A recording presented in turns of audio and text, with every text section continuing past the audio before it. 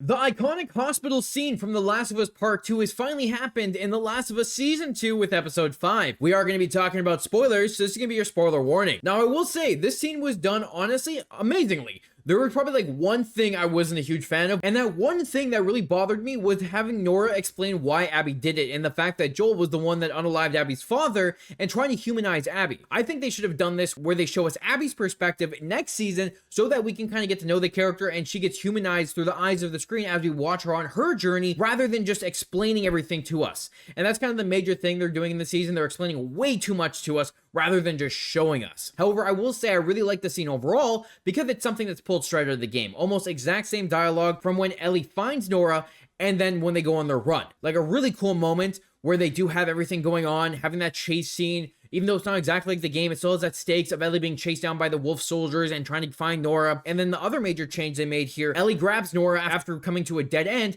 and to get away from the wolves, she jumps into the basement that's filled with spores. And they finally added spores into this game, another major game mechanic and a major game story point, where the spores, if you breathe them in, you turn infected and you die. Where I do like how they added that finally into the show. They're finally adding the spores and how the spores work, which I think is really cool. And I do love how they showed it in the game within the hospital with the people who are infected and being held in by the fungus. They're breathing out the spores. I thought it was a really cool scene and kind of a homage to the game as well, where in the game you'd run into infected in the walls and they come popping out at you and attacking you. So I felt like that was a nice, cool homage there. But it was still great to see the scene with Ellie finding Nora and going to take her out, having that great conversation why Ellie's doing this. And I do like the moment of Ellie knowing what Joel did and her just saying she doesn't care. She's only fueled by her revenge. And we finally got that revenge-fueled hatred. You could see it in her eyes as she's ready to take out Nora with that pipe.